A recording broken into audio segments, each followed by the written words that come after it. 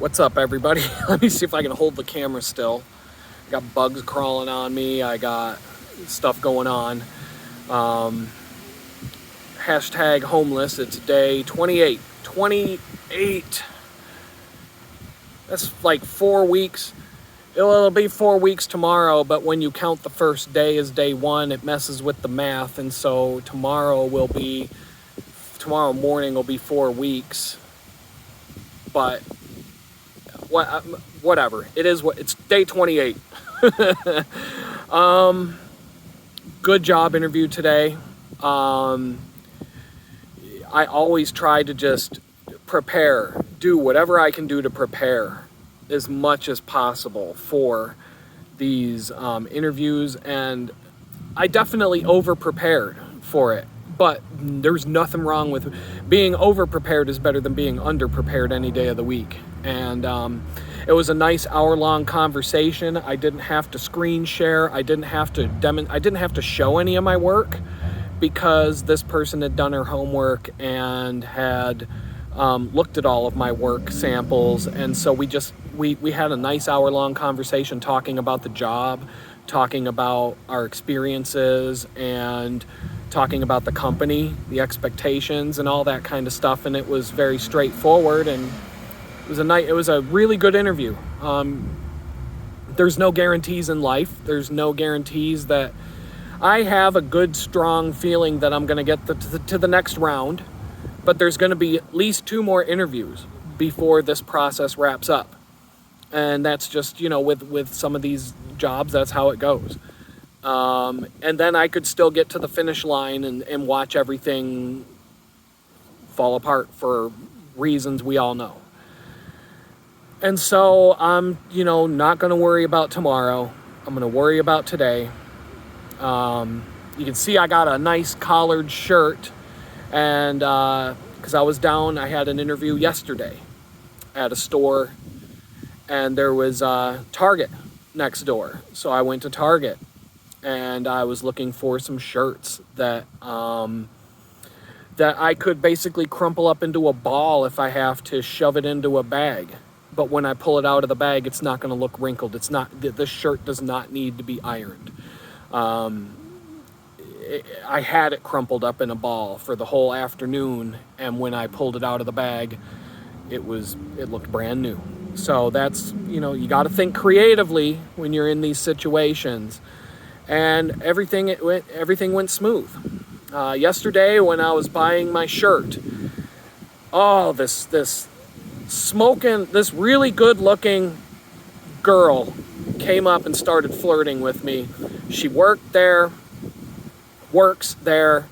but there was no commission being made, and she asked if she could help me. I probably said something a little bit smart-assed, and it turned into her showing me every single shirt and clothing aisle in the store. And she was obviously being flirtatious, and my mind just isn't working in that department right now. My mind is a bit shot out when it comes to that. And so, I'm thinking of good things to say 10 seconds after the window closes to say it, and I'm just too self-conscious about what's going on right now in my life to really be effective in that department. What line am I going to use on a girl like this? Hey, if I told you I'm a homeless ex-con that can't even get a job at Burger King, would you want to go out on a date? Hey, we can go anywhere that takes the EBT card, and it'll be your treat. What do you say? I mean, how's that going to work out? Didn't 50 Cent come up with a song?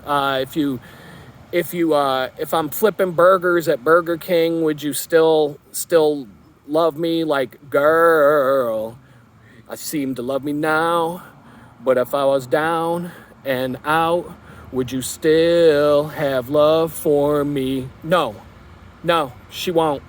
I can tell you that for a fact.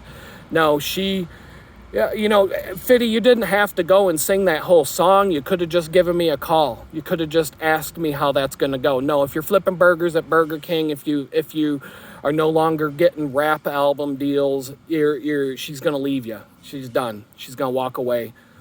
It's what happened to me. That's how I ended up homeless. I'm not going to get into the story, but when you're down, the girl that you're with, the one that says that you're her soulmate, you're the love of her life, that's when you're making the money. That's when you're the breadwinner in the house.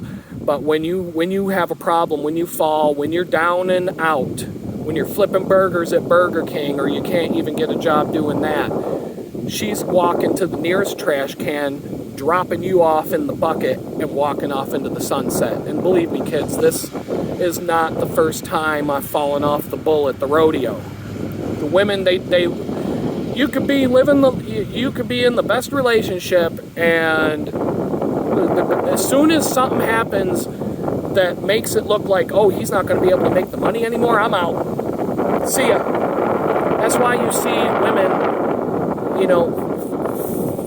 a woman would rather share a successful rich man with 49 other women than find a nice guy who might be going through some problems. That's human nature. If you don't believe me, pick up the Bible. The Bible talks about this.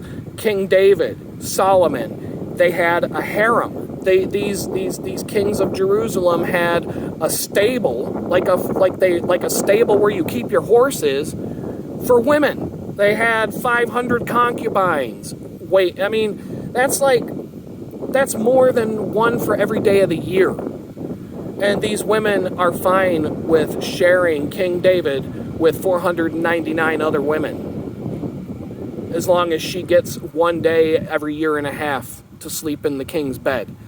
She'd rather be with him than a nice Judean who might have a modest home and, who might be a carpenter, let's just say. No, I'm not dealing. No, I'm living with the king in the king's harem. So, like I said, this is not the first time I've fallen off the bull at the rodeo, and this whole topic, ironically, leads to a good example of having faith in God. And you're probably thinking to yourself, how? Well, let me tell you. A few years back, I was in a relationship. It was it had not grown to be a long relationship yet, but it was long enough, and we were having a good time. And I lost my job. It was company was going through turmoil, and I was laid off from my job. And, I could branch off into 20 other stories. Every experience in my life could probably lead to me giving you 25 to 30 different stories that relate to it. But this story, I was unemployed for a couple of months, but I had irons in the fire before I was even let go from the company. And I had what was supposed to be a pretty much guaranteed job lined up. They just didn't know when they were going to fit me into the budget and bring me in to actually start working. So hang tight was what I kept being told. Well, that was the middle of October when I was laid off. Now it's the middle of December, about 2 weeks before Christmas, and I get a phone call one day. A freelance prospect that I had reached out to got back to me and said, "Hey, would you like to start freelancing for us?" And we worked out the money, we signed the contracts, and at 2:00 in the afternoon, I had a job to start on January 2nd, freelance. It wasn't going to be permanent. It probably was only going to be for a few months, but it would put money on the table. An hour after I wrapped up that conversation, the phone rings again. This other company, big company, I'm not going to say the name, big company in Pittsburgh, calls me and says, "Hey, we want to hire you now. Can you start on January 2nd? Let's sign all the paperwork today and get it out of the way, and then boom, you're ready to go." Wow.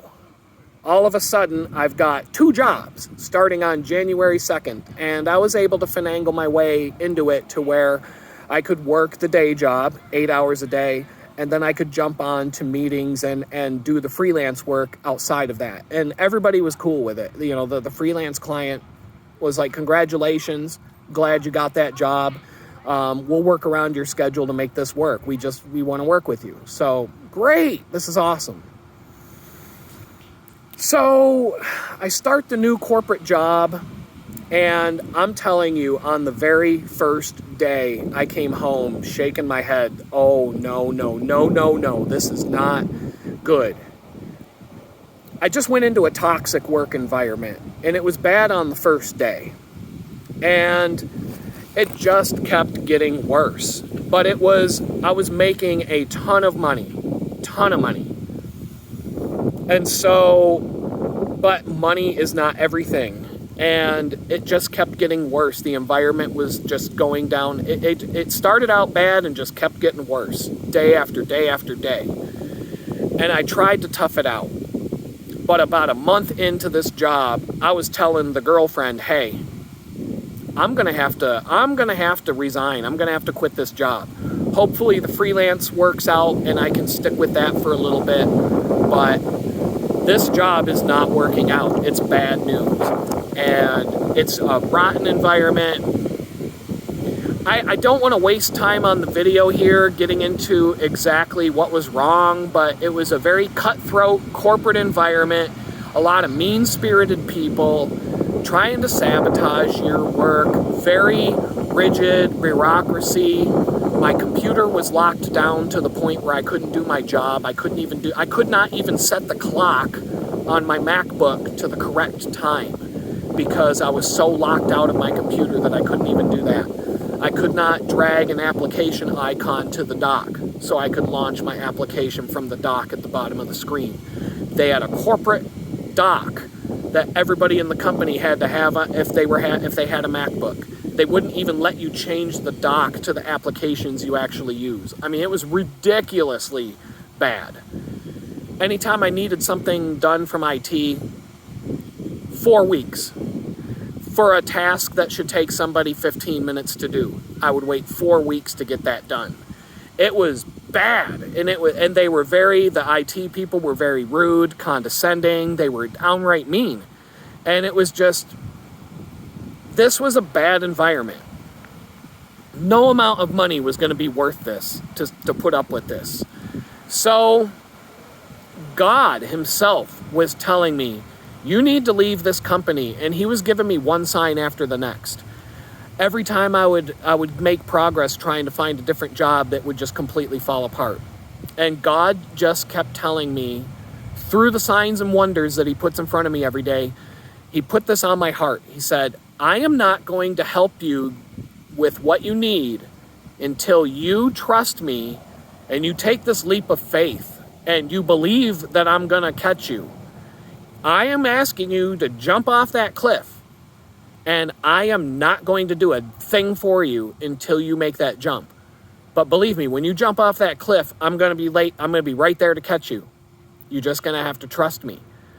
And I didn't trust him. So 2 more months I sat at this company trying to power through it, trying to do the right thing and find a new job. You name it. The freelance stuff was starting to wrap up, and I really didn't have anything to fall back on. I had a couple of really bad days. I had to give a presentation to a room of 150 people, and it was a complete disaster.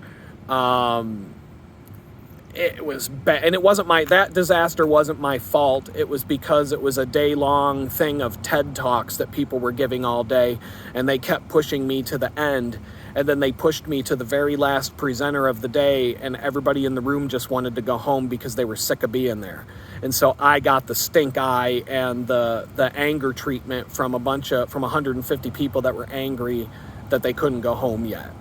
And so it was that situation and a few others that I'm just, I'm going through them in my mind right now. But it was clear that God was telling me over and over and over again, you have to quit this job. You have to walk away from those golden handcuffs. You have to trust me. And until you're willing to do it, You're going to sit there and suffer because I'm not going to do anything for you until you finally just say, I trust you, and do what I want you to do. So finally, at the end of the 3rd month, I said, okay, the freelance job wrapped up. I wasn't 100% finished, but I had socked away about 1 or 2 months worth of, I socked away enough money to survive 1 or 2 months. And I put in my 2-week notice. My 2-week notice, I was tied into so many things at the company. I was only 3 months into the company, but I was already an integral part of the team, and I already had my fingers so deep in the pie that they begged me not to leave in 2 weeks. They asked me if I could stay another month. And so since I didn't have any other job lined up and I didn't have anything going on, I said, okay, I'll stay for 1 more month. But that was a month of wrapping things up, passing things off to other people, and just, if I didn't want to sit in a meeting with a bunch of angry people that were arguing for 4 hours, a room of 50 people arguing for 4 straight hours about whether a button on a form should be green or blue, I just ducked out. I said, I'm done. I'm not going to sit here and listen to, how much does it cost for 50 people making $50 to $100 an hour to sit in a room and argue for 4 hours about whether a button should be green or blue? That turned into a $10,000 button on a website. So this is the kind of stuff that just drove me off the edge, and I had to quit. And so I did it. So that last month wrapped up, and this freelance project just kept creeping along, and they kept having me work and kept telling me to work. Well, the last day of the job came, and the last meeting with the freelance client was like a couple of days away. And that meeting was scheduled for me to hand off files and hand off work and kind of, wrap everything up, answer questions. This was all planned out in advance, that this was going to be the end of my time working with them. And this was just the smooth handoff and transition meeting, and give me your last invoice and I'll get it paid and all that kind of stuff. So I show up to that meeting, Zoom meeting, it's all virtual. And the first thing that he says in the meeting is, we're doing a brand new project. We have a very tight deadline. It's all hands on deck, and it's going to take the whole summer. And he looks at me through the camera and he says, Adam, would you be willing to stay on a few more months and work with us to get us over this hump? I know this was supposed to be your last day with us, but do you have the time? Do you have an open calendar to be able to do that for us? And I'm like, well, let me look over here at my calendar, bring up my Google Calendar. Okay. Oh yeah, I got some time. I can help you guys out. And boom, I'm employed for the whole summer. And so by the way, when I quit the job, when I put in the 2-week notice at the job, the girlfriend, this is part of the story.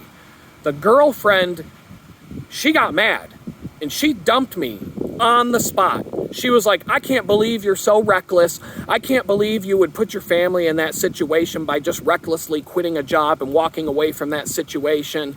I can't believe that you're so selfish and thoughtless and that you're so reckless. And I would never be with a guy who would put me in a situation like that. I can't believe that you did that. That is absolutely irresponsible. You were unemployed for 2 months and you can't even be grateful that you found this really good paying job. And you would just throw it in the trash like that? How dare you? Who do you think you are? I'm done. I'm gone. And she walked out the door, and I never saw this girl again. Never saw her again. So, how reckless was I?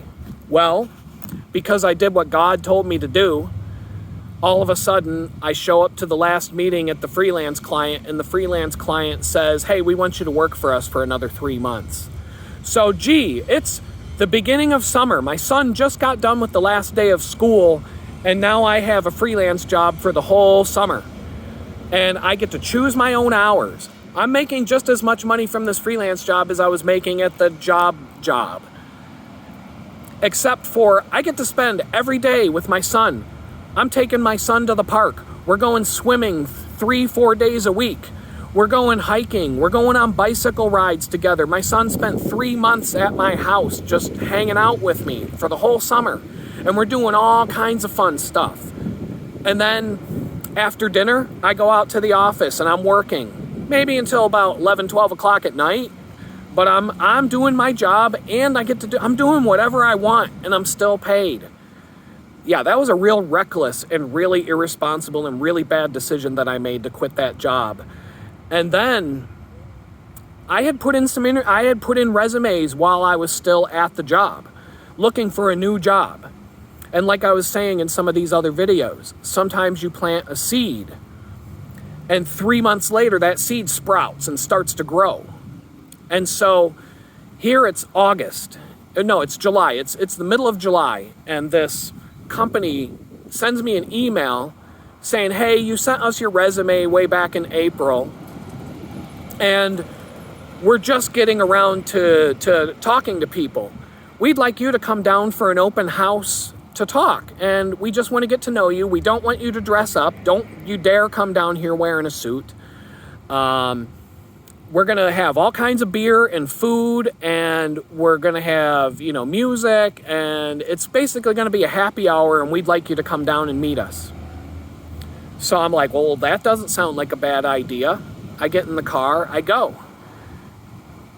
It was a beer job interview. I sat around talking to about 10 or 15 people, drinking beers. Not a lot, like 2 beers, okay? And believe me, you Christians, if you're gonna start accusing me of Jesus doesn't want you to drink beer, well, if Jesus didn't want me to drink beer, Jesus would not have turned water into wine as his first miracle that he ever performed in public. So get over yourself. Read your Bible.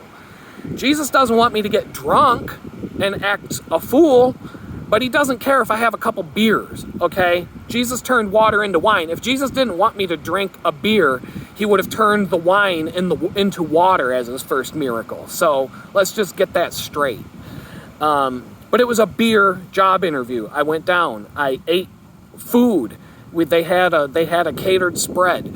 They had beer. They had they called me into a conference room for about 5 to 10 minutes just to talk. And they said, we want to hire you. You'll be hearing from us. And the very next morning, there's an email in my email box. They made me a job offer. And I was like, wow, the freelance work hadn't even wrapped up yet. And now I've got a job offer. And I was a little more, I was a little bit more daring back then. So I countered their job offer asking for more money. They turned around and they said, okay, cool. And then I was like, because when they come back at you that fast and they say, oh, that's fine, we'll do it, you could have asked for even more. You want to ask for enough money so that they come back with an offer for less than what you're asking for. But if you put out an offer to them and they hit you at that number, you can kick yourself because you could have gone higher. But it did not matter at all. It was a great opportunity and I was glad to have it. And at the end of the day, I was making slightly less than at the job that I quit, that the girl dumped me over. But when you took into the consideration the vacation time, total compensation, health insurance, and all these other benefits that it came with that were better than what I had at the previous gig, I was actually better off and technically making more if you add all that up together. And so because I did what God, finally I just caved in and I said, okay, God, I trust you. I quit the job. Boom. Girlfriend instantaneously dropped me off at the trash can and walked off into the sunset because she sees me as a reckless douchebag that can't even pay the bills anymore. And, he's not the breadwinner anymore. He's not making the money anymore. So I got to go find me a guy with some funds and with a good, solid bank account. And so this girl, she gave up on the good shit because at the end of the day, I was making more money. I had a whole summer to do whatever I want, making decent money, spent that whole summer with my kid. Oh, that irresponsible guy who quit his job ended up coming into a situation where he got to spend 3 months of solid quality time with his kid doing all kinds of stuff.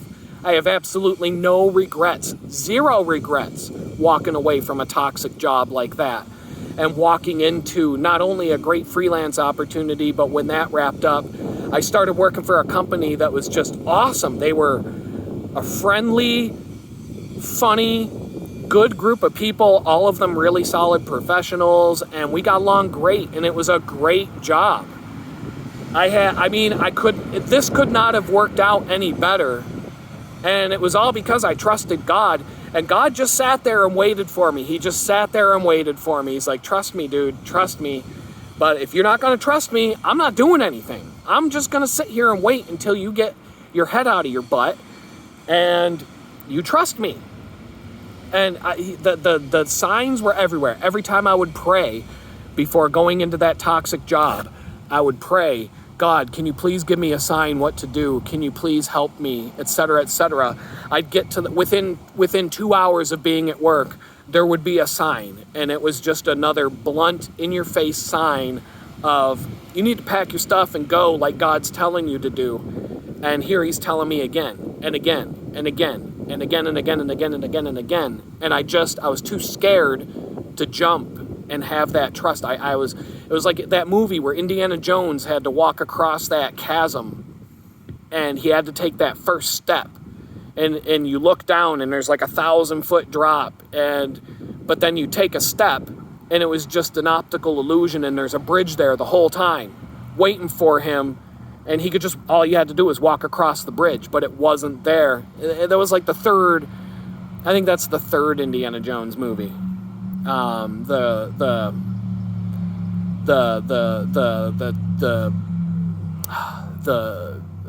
cup.